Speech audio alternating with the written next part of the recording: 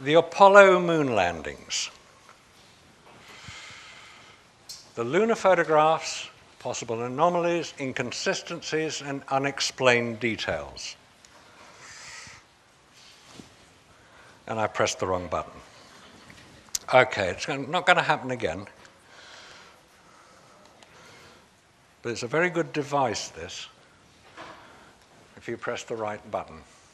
So, when Anthony said, come and talk to us about the moon landings, I thought, okay, the unexplained anomalies, the inconsistencies, is based on a talk I was asked to give at the British Interplanetary Society. I don't know if anybody here is a member of the British Interplanetary Society, which started in Liverpool in 1933 and is now based in London. It had some very famous people as members. Arthur C. Clarke was a leading light for many years. Patrick Moore was a leading light. And it's now in its 80th year, and they deal with space travel, as you would imagine. And they'd heard about all these anomalies that we were talking about. And I was invited to give a presentation there. And they said, just stick to the pictures, because when they invited me, it generated a lot of, should we say, heat on certain websites. Because how dare this venerable institution invite a hoax believer, that's what I am, I'm a hoax believer in the moon landings. And I thought, okay, well, let's just put the evidence there and just see what happens. So I did a similar presentation to the one I'm going to do here, and we'll see what the end result was. Obviously, I was a little bit nervous about being in front of all these knowledgeable people who would understand if I was making a mistake and was saying things which weren't correct. But guess what? I didn't say things that weren't correct. I didn't make mistakes. All right, let's start with the camera. It's important to understand the camera. The Hasselblad camera, very, very good camera. The camera that would have been chosen, and down there, that is the camera you can go into a shop today and buy. The digital version of the Hasselblad camera costs about £25,000, so you can imagine how good it is, besides being very expensive. That is the adapted camera that was used allegedly on the moon. And up here, this is what it looked like. Now, when I say adapted, it was altered slightly. More than slightly, actually. The only automatic feature on the camera was the batteries that wound the film forward. You press the button, the film automatically winds forward. Most people are familiar with that as a camera. What you may not know is it had its viewfinder taken out, because if you're wearing a spacesuit, you can't use a viewfinder. On a Hasselblad, the viewfinder is on the top of the camera there, and you can't use it. So they took it away. So you've got to use this camera with no viewfinder. The shutter is this button here. And guess what? From a spacesuit, you can't actually see the shutter. There it is. So they put a pistol grip on it, which you can't see in a spacesuit either. But NASA tells us, and if you go onto their website, you'll see there are 32,000 photographs taken on the moon. In the camera, there is a glass plate. This is the camera. This is where the magazine, which is detachable from the camera, fixes on. And there was a glass plate fitted into the camera with 25 what are called reticules, little crosshairs. It was very technical about why they had to put it in, but in fact what it does is identify every photograph that was taken allegedly on the lunar surface. I've done several TV programs about this subject, and on one of them, the film company came along with a replica camera, which they borrowed from Hasselblad in London. So you can see it's very similar. I photographed this about 10 years ago. Notice here the batteries. These are the batteries that you operate the motor to wind the film forward. They're ordinary batteries. You can go into a shop and buy them today. They're D2 Varta batteries. We'll come on to the effect of the lunar surface on batteries later. This is the only visual image here on the side of the camera. There it is there. It's an enlarged version there, which tells you if you've actually taken a picture. Because guess what? In space, no one can hear you scream. And also, no one can hear the camera go click, because there's no mirror to do that. That's what you hear, the mirror going up. So there's no sound. You have no means of knowing if a photograph has been taken. And guess what? You can't see that dial. Okay, let's get to the moon. On the way to the moon, we have this iconic, there's a lot of iconic photographs here. Iconic because nobody's ever taken them again. This is the moon, we're told, and this is the Earth, we're told, pale blue dot. What's wrong with that picture? Okay, bit of mathematics needed here. You're orbiting the moon, and if you do, you'll be about 60 miles above the surface. Otherwise, you crash into the moon, or you fly off into space. You've got to be about 60 miles up. Now, if you're 60 miles above the lunar surface, how far away is the horizon? The answer is 250 miles. A bit of trigonometry will give you that answer. So if you're 250 miles away, and we're told that the highest mountain on the moon is about 3 miles above the lunar surface, how can you see it? It's far too far away. It's like standing here in Harrogate and seeing the Eiffel Tower in Paris, 250 odd miles away. Well, maybe a bit more. It's 250 miles from where I live, get up here. But 250 miles away, you wouldn't see the horizon in that detail. Now, when they were practicing to do the whole Apollo stuff, and by the way, there's a point about this. In 1958, America set up NASA, the National Aeronautics and Space Administration, October 1958, in direct response to the launch of Sputnik earlier that year, early in 1957, by Russia, or the Soviet Union as it was then. NASA then instituted the Mercury program, that's one man in a capsule orbiting the Earth. They developed that into the Gemini program, two-man capsule. They then went to Apollo, and then they moved on from there to Skylab, orbiting Earth, to the Space Shuttle, and to the International Space Station. All of those have something in common with one exception, and the exception is Apollo. Every other mission, Mercury, Gemini, Skylab, Shuttle, Space Station, are in low Earth orbit. Apollo isn't. Apollo is the only major space program that's questioned because of where it went, allegedly. All right, let's carry on and see what they told us about it. This is Apollo 11. This is Buzz Aldrin exiting the lunar lander, known as the Eagle, photographed by Neil Armstrong. And here he is, coming out backwards through his hatch. If you go to the Science Museum in London, you can see the Apollo 10 lunar lander. It's on display in the Science Museum along with a piece of moon rock, which you know is moon rock, by the way, because it says on the label moon rock. There's no question about that, is there? Somebody had the bright idea of measuring the size of this doorway. It's 32 inches square. Then they went along and measured a spacesuit and found it was 32 inches deep. So he's got a bit of a tight squeeze coming out, but he obviously did it. This is the circular argument that's used quite often because, well, we've got the photographs on the moon, therefore they must have got there. No, that doesn't add up. Anyway, out he comes, feet first, can't see where he's going. He's going to walk down this ladder. Okay, so down he comes. And Neil Armstrong's obviously got bored stiff watching him come down because he decides to photograph the rubbish bag underneath. He had to photograph various aspects of the Apollo craft because they wanted to make sure that the rocket exhaust here hadn't been damaged when it landed and everything was in order, which is fair enough. That's what you'd expect to happen. Don't forget, Buzz Aldrin is still trying to get down the ladder and Neil Armstrong's not helping him.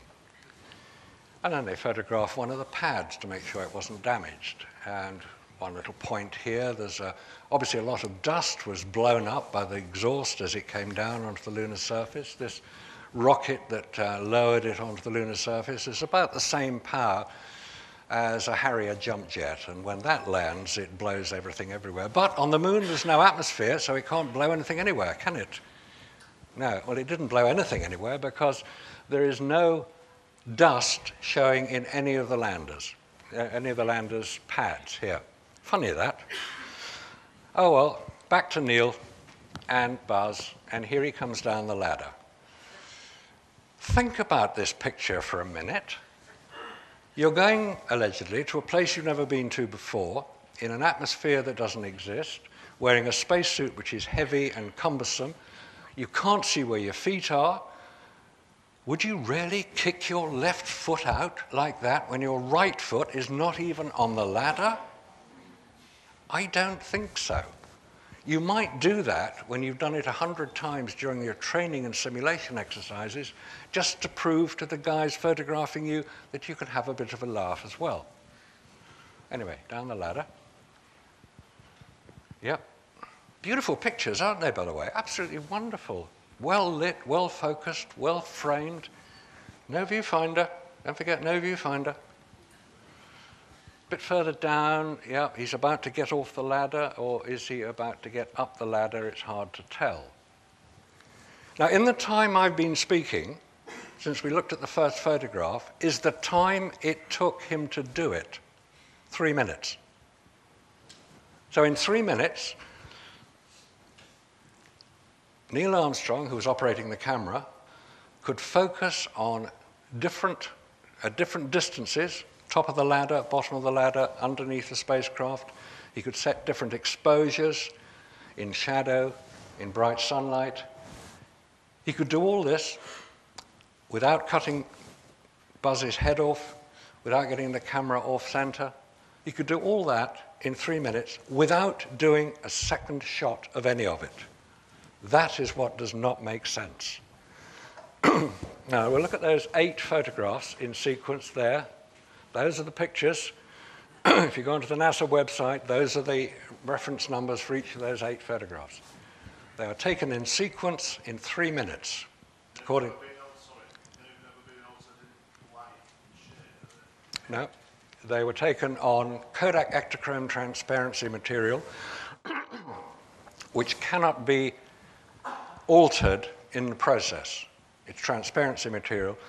Now, if you're used to digital cameras, this may all sound a bit old hat and old-fashioned and very 20th century, but this is what they used. They used transparency material. Once you develop it, that's it. You can't change it.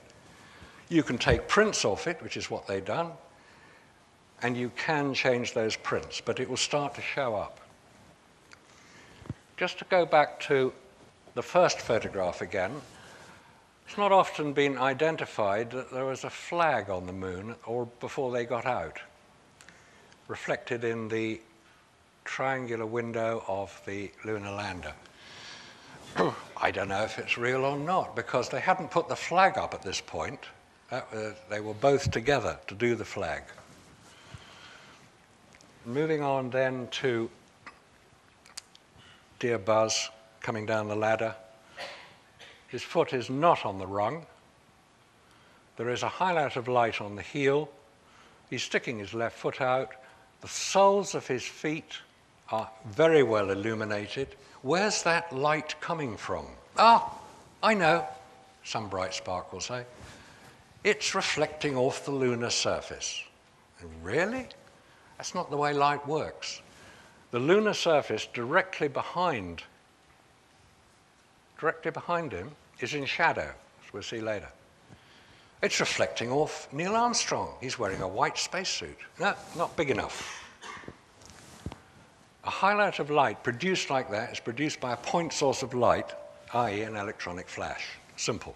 It's what they used during the training exercises when they would then debrief everybody. It's what you do in a training exercise. You film it, you photograph it, and then you all sit down and say, oh, you got that right. Well, that was very good. You don't want to do that again, you fall over. That's debriefing. Nothing secret about any of that happening. Okay. Where did this light come from? Where did these highlights come from? You can see how much dark area there is. This is overexposed, yes, but not seriously overexposed.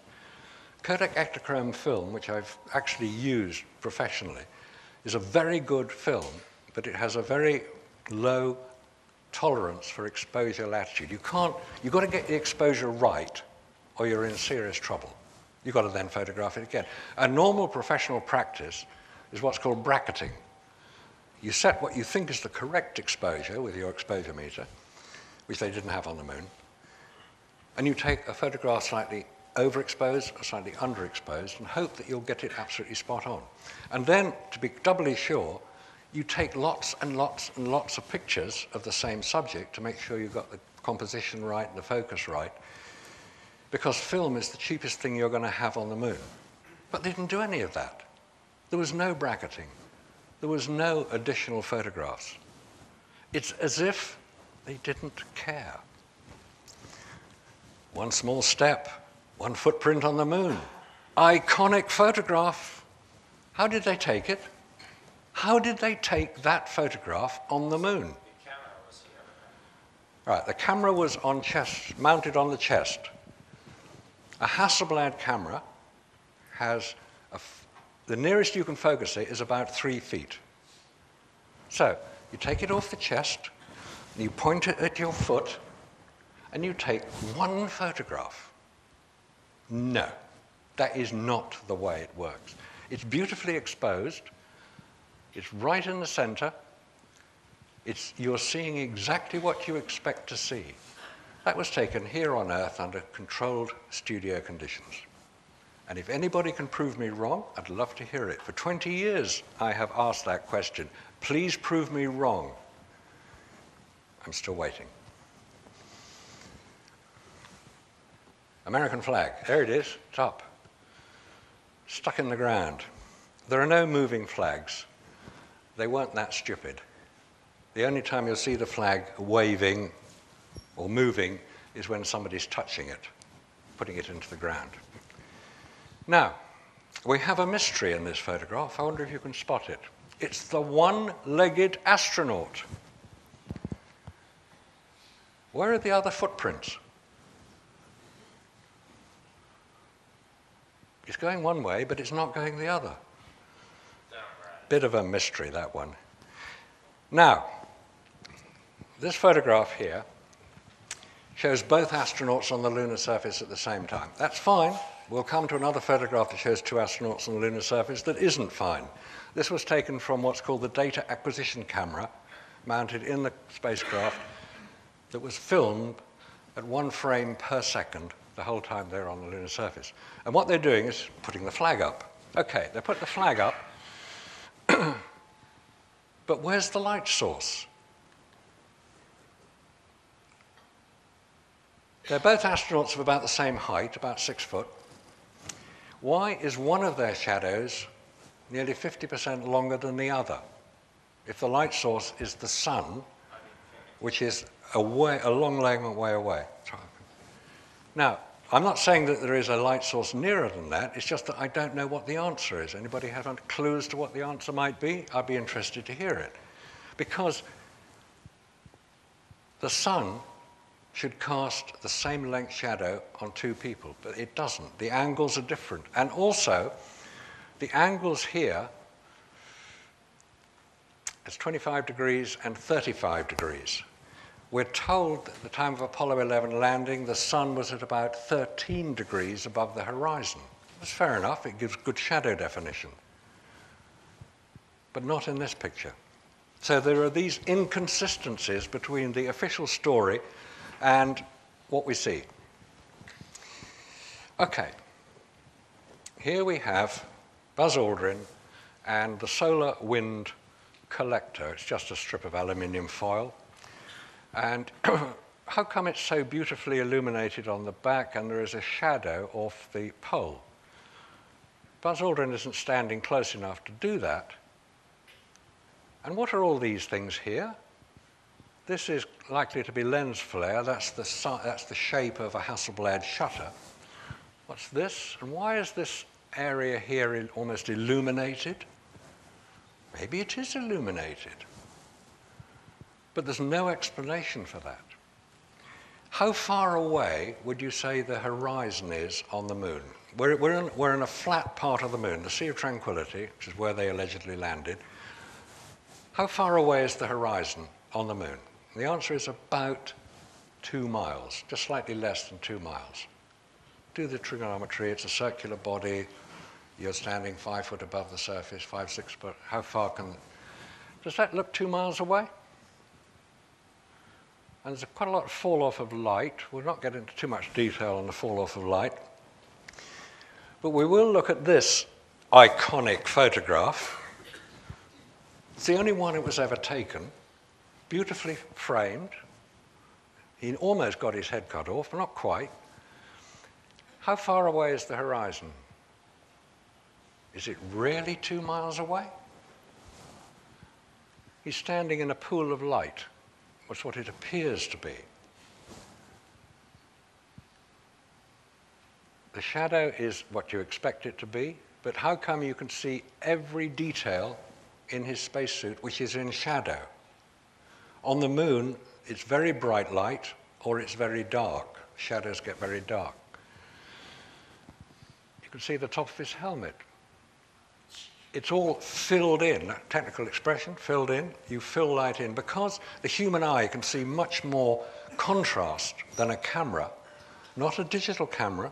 That photographs things completely differently to film camera. A film needs additional, that's why film cameras have flash guns on them to give the additional light. This, you notice he's not wearing a camera, by the way. They only had one camera on the lunar surface for Apollo 11.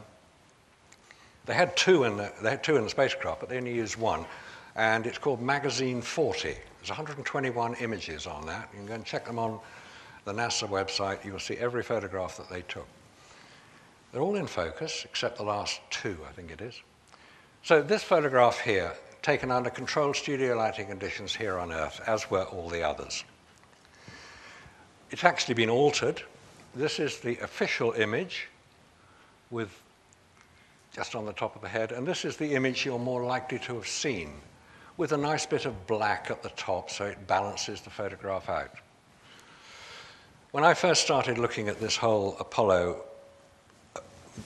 anomalies, this was one of the only images I could find. I bought it at an astronomy show in London. That was before the internet existed. And this is the sort of thing you had to get hold of. And that's where it all started. Because you can see where it's been added in. That's the original, which is a bit light. Just a tiny bit light. Again, a bit of a pointer to something weird going on. Now, we'll move on to Apollo 12. And this is a similar picture to Al Bean coming down the ladder, photographed by Conrad. But when you examine the photograph, this is what you find. That it's been manipulated, it's been changed, it's been altered. Not very well. Maybe they thought nobody would ever bother to do a high contrast comparison. But what's all this? It's as if somebody has tried to black it out. All right, still on Apollo 12. We have another sequence of 8 photographs, again taken in sequence. Photographing the genome. This is the little thing they put on the ground that gave an indication as to the color rendition. And they take another one there. Oh, look, astronaut, take a picture of him. Oh, bored. Take another picture of the genome, back again. Oh, here he is again. Now, on all those photographs, you would have to change the focus, the exposure, and get the composition right. They've done it brilliantly, absolutely brilliantly. And there are no duplicate photographs, there are no overexposed photographs, there are no heads cut off. How did they do that with no viewfinder and having to manually set the exposure, the aperture, and the focus? And none of them are known photographers. Al Bean is quite a well-known painter nowadays. This is a close-up. You can see the photographer. The trouble is his hand isn't actually close enough to the camera to have pressed the shutter button, but never mind. And you'll notice that here you're looking down on top of the camera. No viewfinder, you know. And you can see all the detail. Where's all this light coming from? Light doesn't just appear, it has to be directed. So if that astronaut standing there on level ground in front of him is taking the picture, how come this camera is pointing at the ground? It was psychic, man. It's what? It was psychic. Yeah, maybe. Anyway. Again, in more detail of the close-up of the image, which we've covered, there we have another one. This is the second photograph, and you'll notice in the helmet here are the, I don't know what they are. Are they reflectors? Are they spotlights? Are they, what are they? Anybody got any ideas? Because they're what? Possibly, yeah, yeah. Well, obviously, you know, some UFOs were flying over saying, what the hell's going on here? Who's, they didn't ask permission. Again, in more detail, showing just how mysterious some of these photographs actually are. And then if you look actually at the detail here, remember I mentioned the crosshairs. These are the crosshairs here. And cross there. And there are some at the top which are obviously not visible because if they're on black background, they're not going to show up very much. But they do show up. It's as if it's a double exposure. Those crosshairs should not be there. They're far too close together. This is where it should be. So I don't know what's going on with that one. Yeah, any more than I know what's going on with this one. Weird. This is Apollo 12. This is Surveyor 3, the unmanned craft that landed on the moon. It just demonstrates it's quite possible to land unmanned craft on the moon, and we'll come back to why that's relevant later. This is one of the great mysterious photographs of all time. Photographs don't work like this. Right, this is Apollo 14, Antares. That's the sun there. This is the lunar surface, allegedly, and this is the shadow cast by the spacecraft. So where's all the light coming from that is illuminating the shadow side of the spacecraft? If there's nothing on the moon to reflect sufficient light, because to photograph the directly illuminated surface here as clearly as the totally dark shadow area here, you would need as much light reflected back into it as you have got on here. It's simple optics. There's nothing simple there. That is a fake. And just looking in detail at these crosshairs, it's as if there are two images coming on here. You've got one correct crosshair and one distorted crosshair, as if the film wasn't correctly in register when they faked it. Moving on to Apollo 15, I mentioned the highest mountain on the lunar surface. That is Mount Hadley, this one here. This is Mount Hadley Delta, hence the strange symbol, which is just a little bit shorter. It's 13,500 feet high. No, it doesn't sound very high. It's above the lunar surface, and I don't know what point it was measured, but let's say it was measured above here. If you get the US Geological Survey maps, which you can find on the internet as well, they give you all the various heights. Okay. So let's say it's about 6,000 feet above the surface here. This mountain here is about 6,000 feet above that. And this is what it looks like from ground level. This is Apollo 15, and there we have the lander and the rover and Irwin, and this is Mount Hadley Delta in the background. Okay, it's about 7 miles away. Go back to here, this distance here is about 7 miles. I mention that because it's relevant to what we're going to see next. Notice also the variation in the lunar surface here compared to the variation, the rather bland version that we've got here, and the very clearly defined line between the two. And also note how beautifully the American flag is illuminated in dark shadow. Again, they're very good at illuminating things in dark shadow with no additional light source. Just as a point of comparison, Mount Everest, haven't been up it, a bit cold, but Mount Everest here, Mount Everest base camp here is about 7 miles distance, the same as in that previous photograph of Apollo 15. It's also about the same height, Mount Everest, 29,000 feet, Everest base camp at 19,000 feet, similar height above the viewpoint. Does it look like it? This should be a similar photograph. It looks like Snowdon's little sister, that one. It's tiny. This is what it should look like, and reasonable. Now here we have a bit of a mystery. This is Apollo 15. These are consecutive photographs. Note the numbers. 11863 and 11864. I actually double-checked that on the NASA website to make sure I got the numbers right. So, Scott here, Dave Scott, photographed by Irwin. Here's Irwin. Scott has got a camera on here. Irwin hasn't. How did Irwin take the photograph of Scott? There's only one camera. Did he put it on the ground? And why hasn't he got it here? It's just, basically, it doesn't add up. The lunar rover, lunar lander moves about all over the place. Similar point, these are photographs, different photographs, same point on the photograph. There's the lunar lander. What's it doing over here? And how come there are two of them? Weird.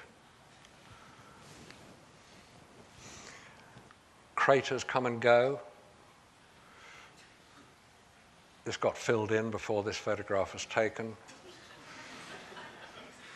Obviously, the set builders were pretty busy. And no, I'm not going to get involved in the sea rock. Anybody know what the sea rock is? It's a rock with a big letter C on it, which appears in Apollo 16 photographs. Now, where was the lunar rover? Lunar rover here, little trucks about the size of a Ford Escort, maybe a little bit smaller, made by Boeing, but it couldn't fly. It could drive around. It cost about £5 million each, and they just drove it for a day and left it there. Where was it stowed on the lander? Now, this is the lunar lander. This is a photograph taken in the assembly. There's the ladder down which the astronauts are going to walk. There's the ladder there. It's the hatch. There's the ladder down there. That's the port side, so called because that is when you're looking out of it, which they do. They look out through the windows up on there. The port is on your left, starboard's on your right. So it appears to be loaded on the left-hand side, the port side. So why is that empty and why is it there? It's just a bit of a mystery. It may well be that they hadn't unloaded it. So what's that doing? I don't know. Again, an inconsistency with the official story. Right, here's one for the astronomers present. I want an answer to this, please. This is the Apollo 17 landing site. There in the picture is the command module that's just separated from the lunar lander, which is about to land, and it will orbit the moon twice, and it will land about there. Okay.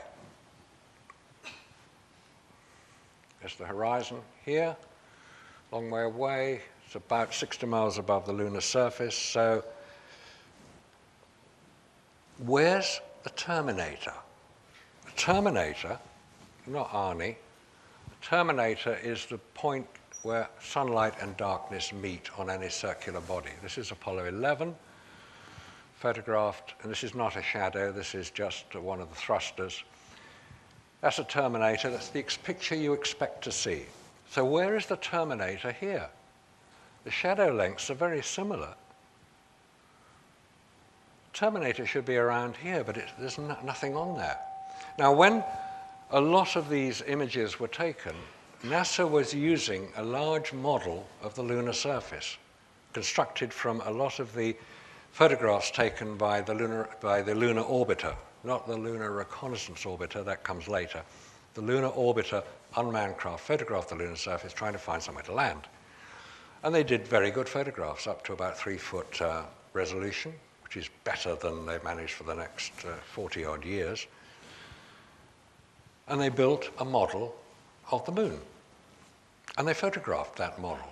There's nothing secret about it. They filmed it as well, so that when the astronauts got into their landing simulators, they could project onto the screens outside the windows what it looked like as they approached the moon. It's what any simulator will do.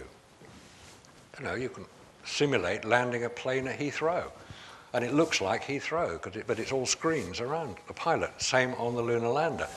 They had a model, they photographed it, they filmed it.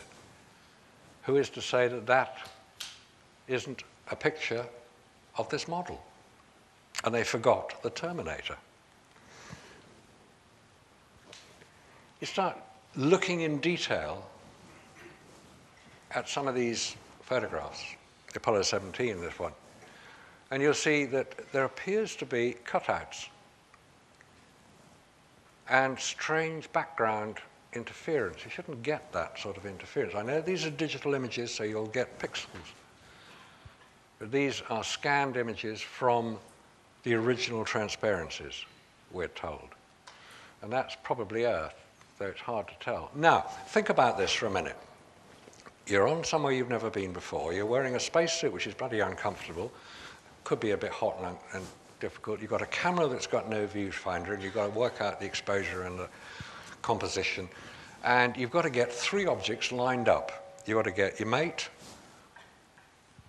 Schmidt. You've got to get the American flag, obviously.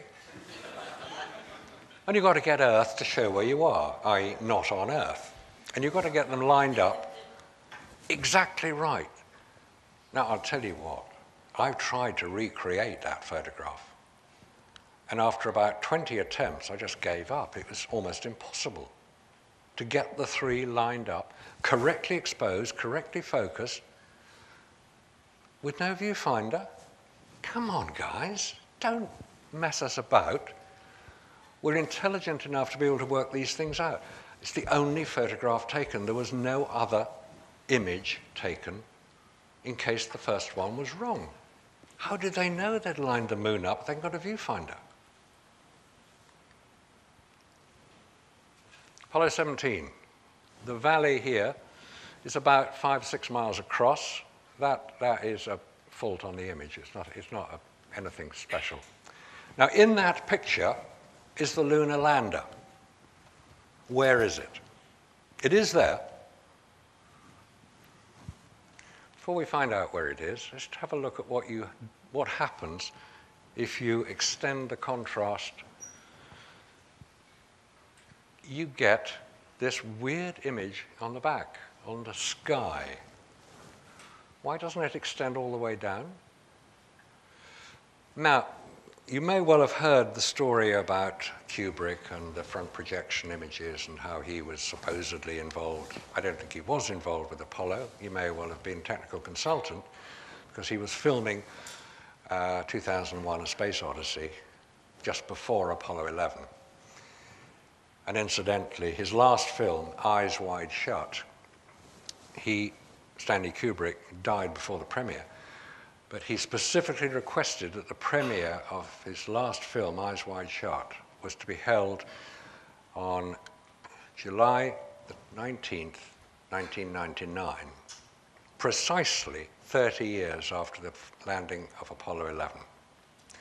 Coincidence? Possibly. I don't know. Was Kubrick involved? I don't know. What I do know is that front screen projection, which is what he used in Apollo in 2001 and has been used by many filmmakers since then, produces that sort of artifact in the background. It's, as the name implies, screen. It's a huge cinema screen, in effect, a reflective screen. It's made by 3M's company. And it has lots and lots of little beads which reflect light. That's what it's supposed to do, rather like this screen here. This reflects light. If you put enough of them in the background, you get that sort of artifact, which may be why some people have been slightly confused and consider that there are structures on the lunar surface, which they only see in that sort of artifact. I don't know. Now, moving on.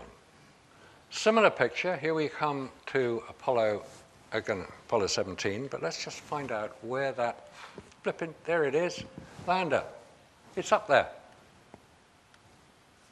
Go back. You can't see it until you enlarge it sufficiently for it to pop up, and there it is. Tiny.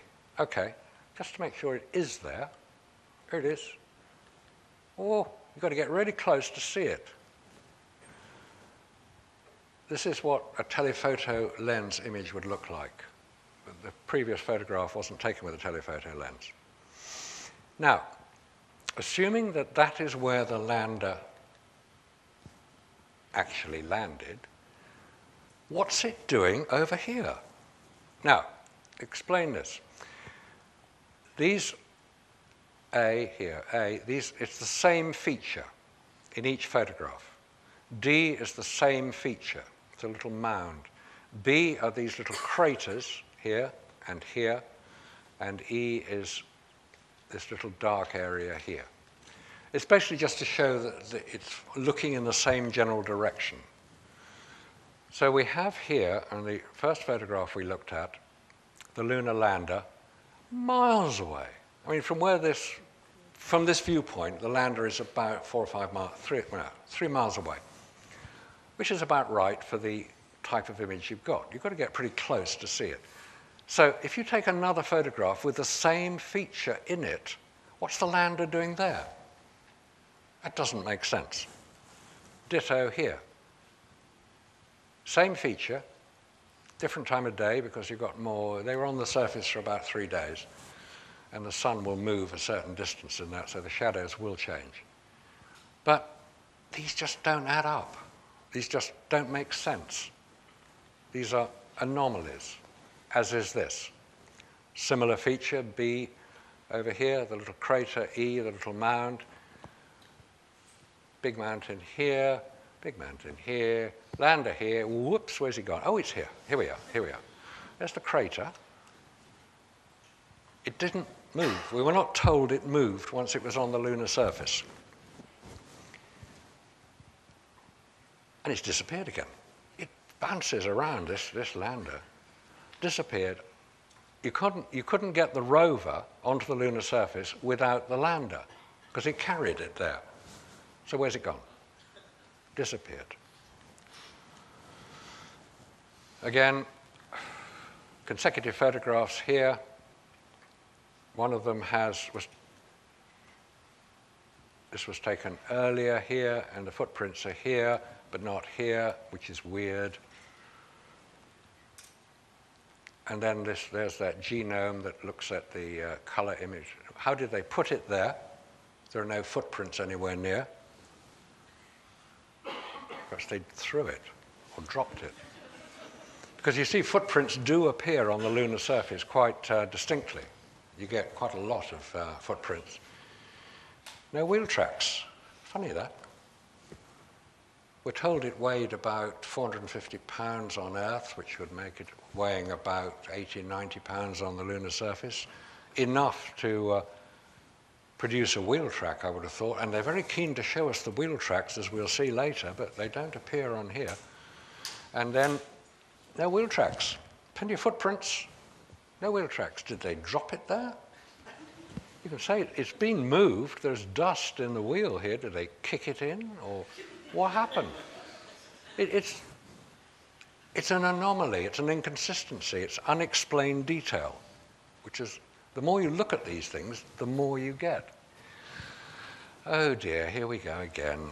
This is the fake photograph of Apollo 14. Spin the thing round so you've got the flag over here. It's exactly the same image, just reversed. And then this photograph, coming up now, appeared in Alan Shepard's biography called Moonshot. Alan Shepard is most famous for having taken a golf club onto the lunar surface and hit a golf ball with it. And guess what? You can see the golf ball. If you've ever watched golf on television, yes, you can see golf balls flying through the air head on. You can't see them going across because they move too fast and they're quite small. Here's Alan Shepard.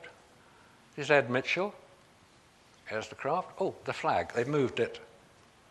Because if you recall, it was right alongside the lander. There's a checkerboard thing here. So the question I asked originally was, who took this photograph? Because there were only ever 2 astronauts on the lunar surface at any one time. We saw one on Apollo 11, and the photograph was taken on a cine camera. No, this is a Hasselblad photograph. There are crosshairs. Not very clear, but they are there.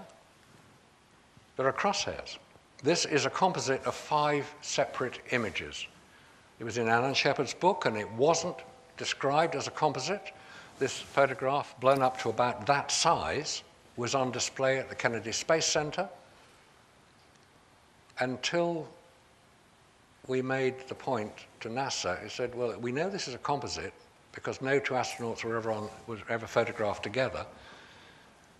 So why are you showing a composite? Why are you showing a fake photograph? They took it down then. But they wouldn't admit that it was a fake. They did say that there was one image here, another image was here, the spacecraft was a 3rd image, the flag was a separate image, and these were all painted on. Sorry? Coming to that, there's the video image. Notice the flag is different, but it's a similar composition. That's where they got the idea from, obviously, but they didn't get it right. Either they're too arrogant to think anybody is going to notice, or too above everything to consider that anything they do would ever be questioned. And even if it is questioned, as NASA said in response to David Percy's questions, quite legitimate questions when filmed on Sky Television, his response to many of the questions was, we don't have enough time for this claptrap. That's where NASA's coming from. Well, if you're a National Academy of Space Actors, I suppose you probably wouldn't. And then the moon rock, of course. Don't forget the moon rock, because that proves we went to the moon, doesn't it? Moon rock proves we went there. The Russians, not questioning it, prove we went there. And the reflectors left on the moon, at which we fire giant lasers, prove we went there. No, it doesn't.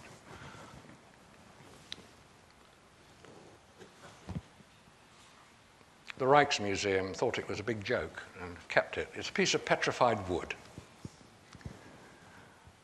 Nobody told us they had petrified wood on the moon.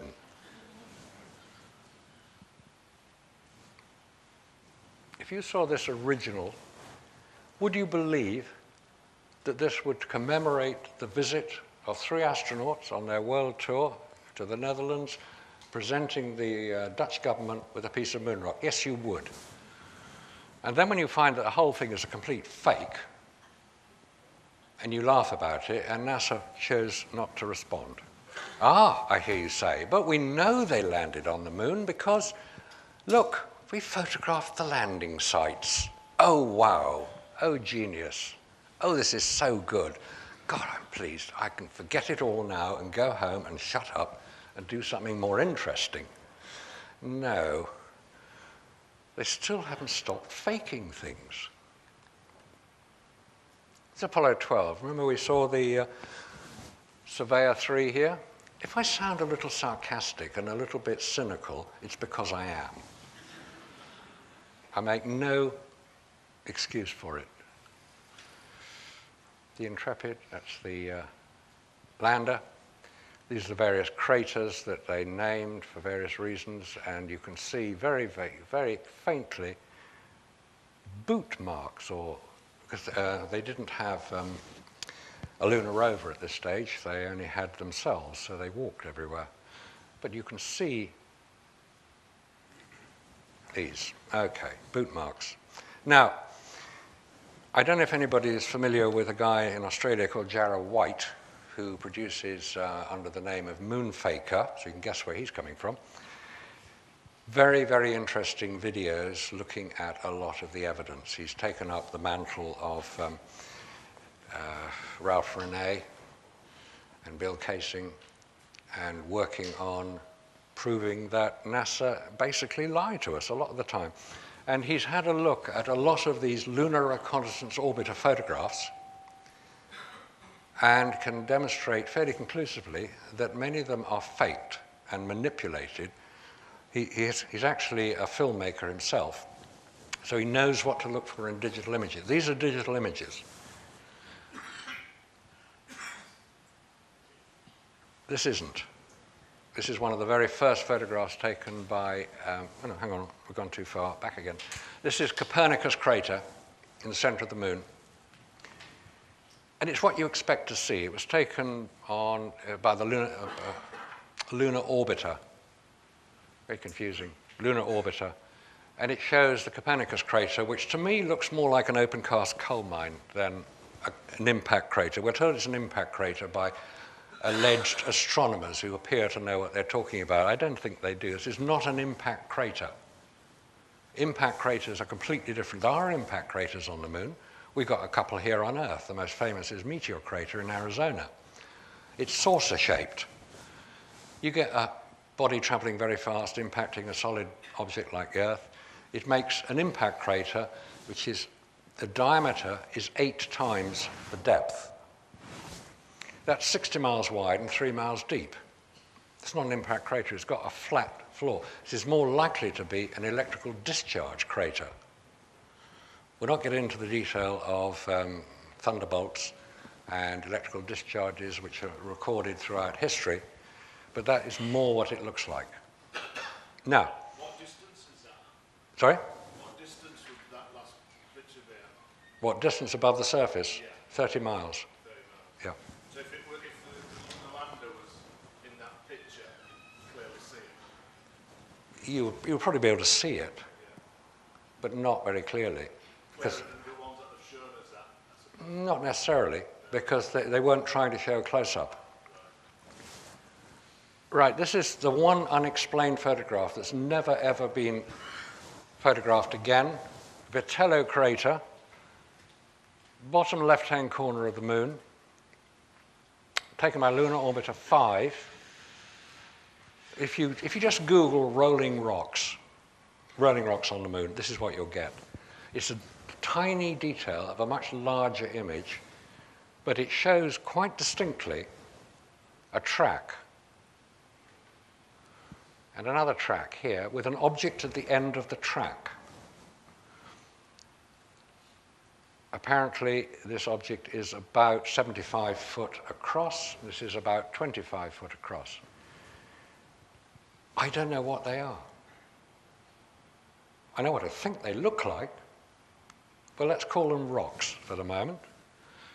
When NASA were asked to explain this photograph, they said, they are rocks dislodged by moonquakes. Right.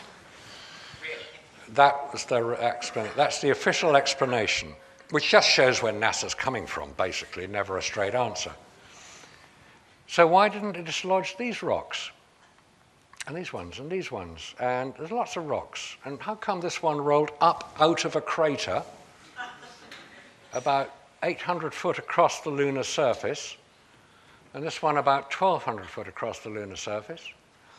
And if you examine the photograph in more detail and slightly other areas, there are another 3 rocks leaving similar tracks. Vitello crater. It's never been rephotographed. Whatever you think it is, I don't know what the answer is, but I think it would justify further investigation. Okay, I think we've seen enough for the moment. Let's just have a look at pale blue planet, or the blue marble. Now, whenever you see a photograph of the Earth, this is the photograph you normally see. And you can always tell it because there's a little triangle of cloud above the Sudan. There's the Red Sea, Saudi Arabia, Africa, Madagascar, Antarctica, Australia over here somewhere, Britain up here somewhere. It's a great photograph. I don't know if it was taken by Apollo 8, which is what's claimed. It could have been. Could have been taken by a geosynchronous satellite 22,000 miles out, which is where your sky channels come from. Whatever it is, they don't seem to have been able to improve on it since that was photographed. Now, there are 3 objections to what I've been saying today. The Russians would have blown the whistle. They got the rocks, I mentioned that, and they had the reflectors. So, of course, they got to the moon. Because if they hadn't, the Russians would know. This is the point. The Russians, when asked, are you sending man to the moon? They said, we're going to do our best. And they had the rockets to do it, the N1 rocket they were intending to go to the moon with. They told Bernard Lovell, as he was then, Sir Bernard as he is now, head of Jodrell Bank Telescope, who was helping the Russians track their craft, which is nice. And he said to them, when are you sending a man to the moon? They said, when we can ensure his safe return due to the dangers of radiation. The Russians knew about it. So why didn't they blow the whistles on the Americans? They were generous.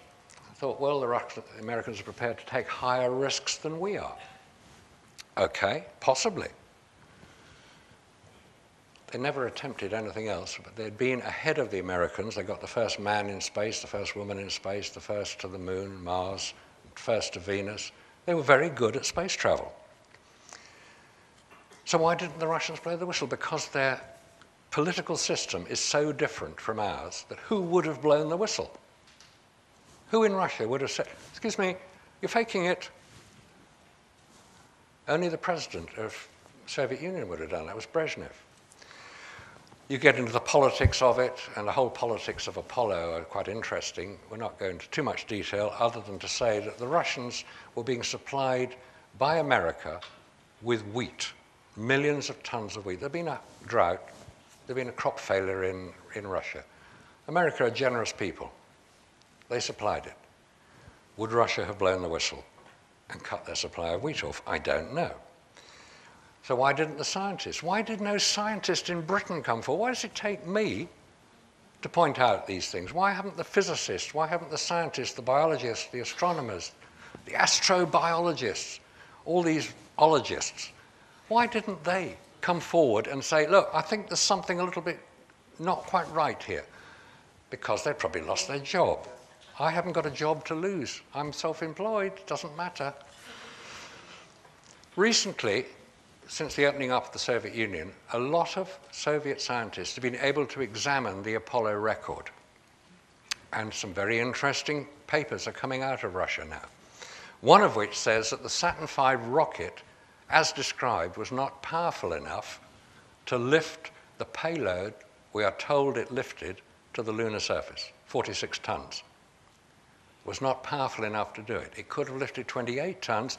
The way you determine that is the speed of travel as it takes off. You can read all about it. I'll give you the website at the end.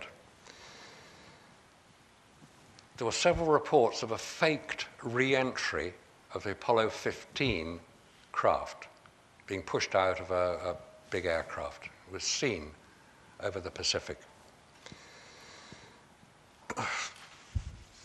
The command module, the thing they landed on the end of the parachutes, the command module, appears to be too light. Now, you can tell how much something weighs when you put it in water, and you know the dimensions of it. You can calculate how much water it displaces.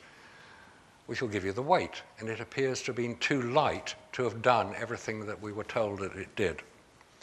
The Apollo 15 photographs have been examined by Russian cinematographers and scientists, and they have determined that the parallax shown of a photograph that should have been, that one we showed up there, shows that there was some distant photograph being taken, that the parallax was wrong.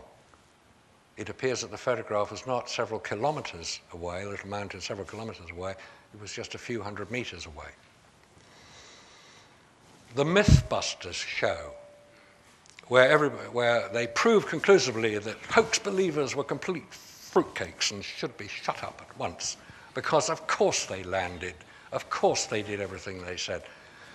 Russian scientists have taken that show, Russian cinematographers have taken that show and tried to recreate it to prove one way or the other what they're saying is correct.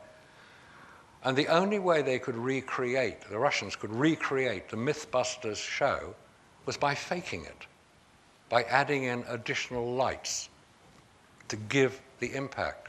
Now the Russians were quite honest. They said, this is what we did, this is what we tried to do, this is what we actually achieved. You can see it on YouTube. The Russians are starting to look at Apollo, and the Russians are saying we find problems with it. Okay, there are other objections. How can you keep 400,000 people quiet? How do you keep a secret? 400,000 people worked on Apollo during the 1960s. How do you keep 400,000 people quiet?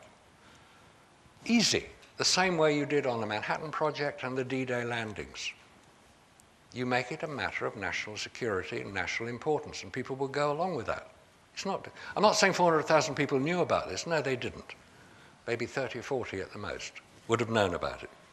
But secrets can be kept. Radiation. I thought, okay, radiation in space is dangerous to man. You know, you get too much of it, you tend to fry and produce weird offspring, and it's not a good thing to get a lot of radiation. But the guys who went to the moon were protected from the radiation. So I thought, hey, this is good. So I wrote to NASA and said, you know, these spacesuits you made for the astronauts that went into space and protected them from the radiation, could they be used to go into Chernobyl and 3 Mile Island and clear up the radiation? No, they said. I actually wrote to the manufacturers, a company called Hamilton Standard, who were part of the International Latex Group who make bras. That's why they made fitted costumes. And they said, you better address your question to NASA. Still waiting. Temperature in space on the moon, minus 150 degrees centigrade, which is about twice as cold as anywhere here on Earth. The coldest temperature on Earth is about minus 80 in Siberia and in Antarctica. Very cold indeed. On the moon, plus 120 centigrade, which is more than the boiling point of water. So how come batteries could survive that temperature variation? They weren't anything other than standard batteries. Batteries tend to go when it's too cold. The vacuum of space is not a good area to work in. So you've got to take your own atmosphere with you. So you have a spacesuit to keep your blood from boiling. You've got to be pressurized. Try using a 5 pound per square inch pressurized gauntlet. It's not easy. I know people who've attempted it. So how come nobody's blown the whistle on all this? Well, they have. A lot of people have. We sell a book on the Nexus stand called Dark Moon by David Percy, who's done a lot of research into this, 8 years of research. His father-in-law worked for NASA and said, look, just look at the Apollo record. And along with David, I have to agree with his conclusion that the Apollo record is seriously flawed. If you find that you agree with this, fine. If you don't agree with me, come and explain why.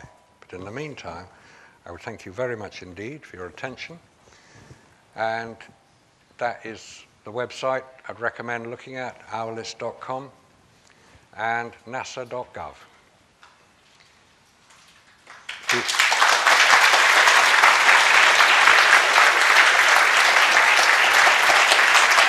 Thank you.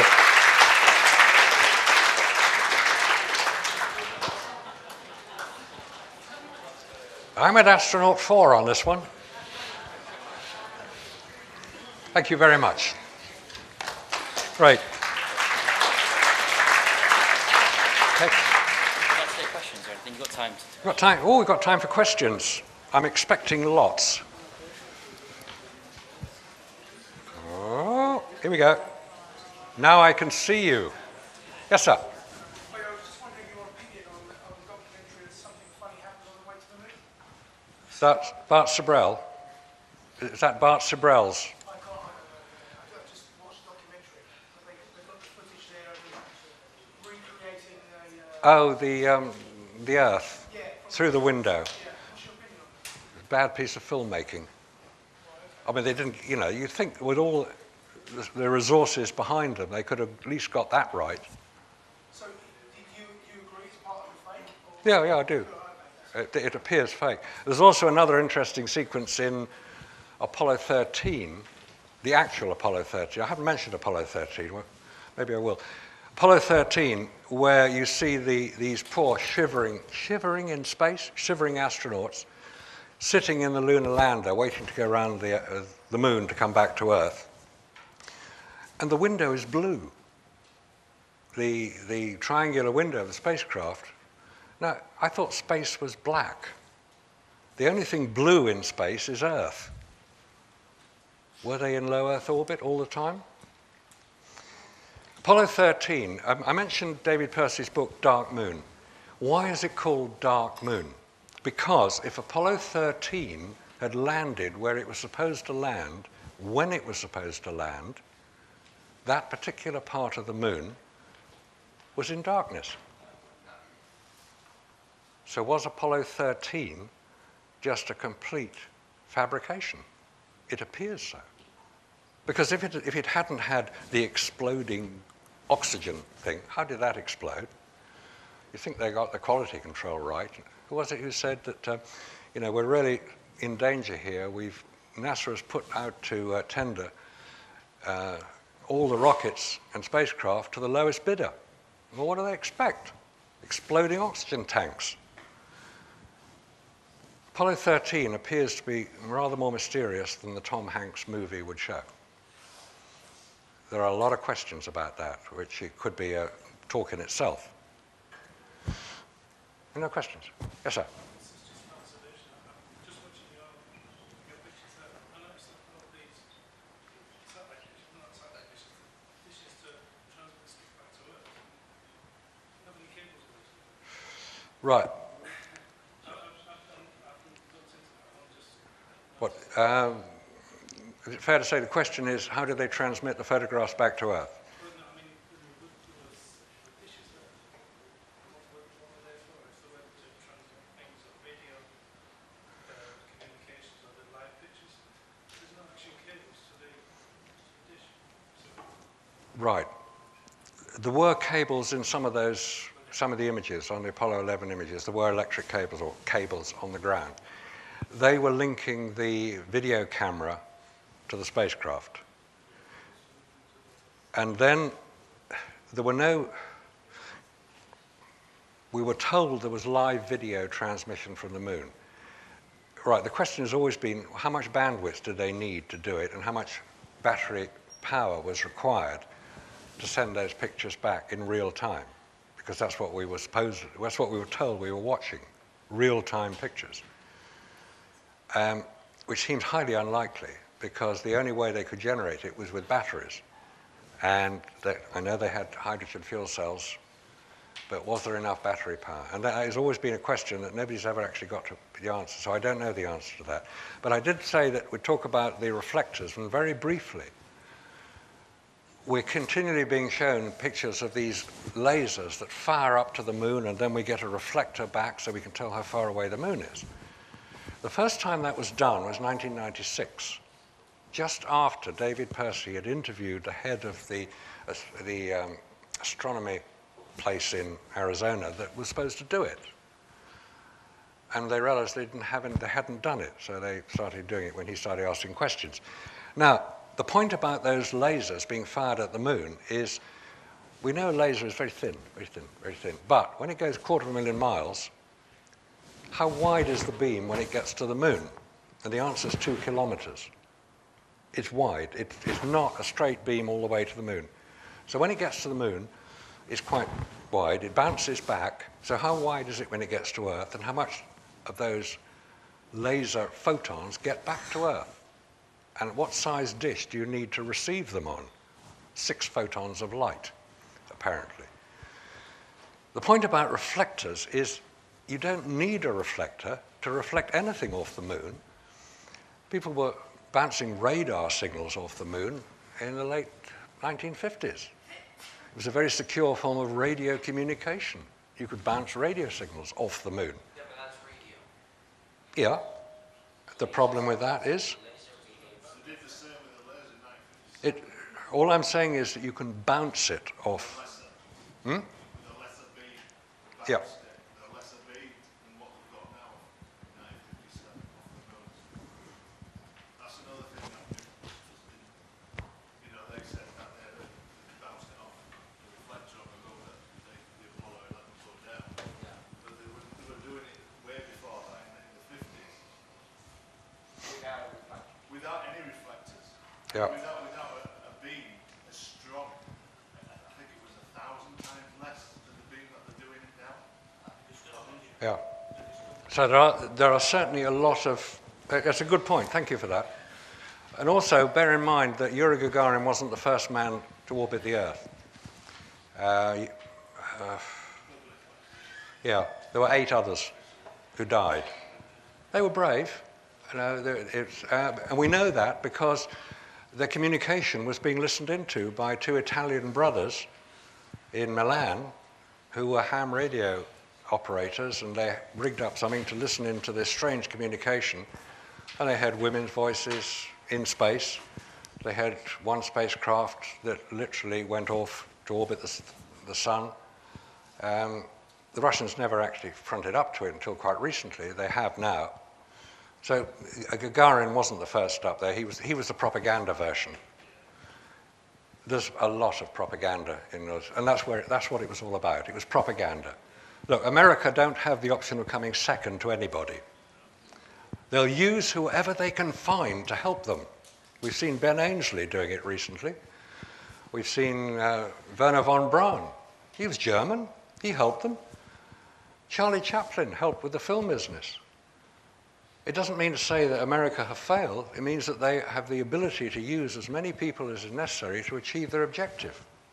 And that's what they did. They achieved their objective of demonstrating to the world, we are good. Our system is the best. Fine. I'm not arguing with that. But at least let's get some truth about what happened. So if anybody can help get the truth out, wow, that's what we're here for. Yeah.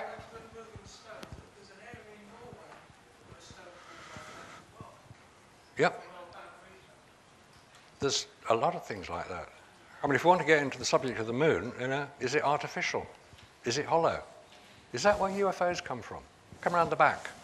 Why does it keep one face towards us at all times? So the UFO can go around the back.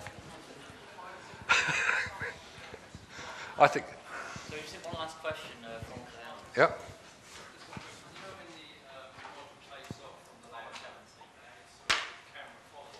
Yeah.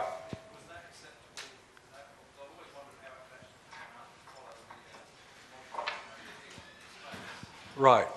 When the lunar lander takes off from the lunar surface, it's videoed. How did they pan up to follow it? Good point. Practice. The camera was operated from Houston. This is the official story. Operated from Houston. I forget the name of the camera operator, but he had to start the upward pan. It was about a second and a third delay, time delay. Yeah, because of the distance between the Earth and the Moon, there's a time delay because light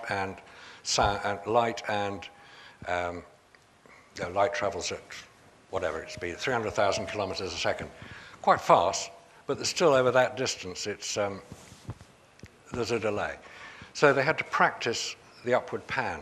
The point about that particular image is that when it takes off, when the lunar lander takes off to go up to join the orbiting command module, it's firing a rocket. Right, the rocket is using the same fuel, which I won't attempt to pronounce, but it's an oxidizer and a fuel. When the two are brought together, it explodes. And that's why it works so well, because it doesn't need moving parts. It's just pressurized. But it's the same fuel as the space shuttle. And when you see the space shuttle maneuvering systems working, getting the space shuttle into position, they're filmed quite regularly, you see flashes of light every time the rocket is fired. This is still in space, low Earth orbit, 250 miles up. But on the moon, you see nothing. You see no light, you see no image, you see no... Is it just being shot up on a bungee rope? Because that's what it appears to. Is it a model? We don't know. We've got no scale to... Some of the images, I'm pretty sure, are models, especially the ones of the lunar rover in action. That appears to be a radio-controlled model. So you've got all these odd things, but we want to believe it. There are a lot of people I know who get quite upset when you start deconstructing Apollo. And there are many, many questions like that which you can bring up and say, okay, you know, why this, why that? People get upset because it's part of their nature to believe in something as iconic, that word again, something as iconic as Apollo, voted the top TV moment of the 20th century. One small step. That image we've all got of dear Neil going down the ladder, black and white image, fuzzy, talking to the president. I mean, it's a brilliant production. I'll give it that. It's a brilliant production. But did it happen the way we were told? I don't know. That's what we're here for.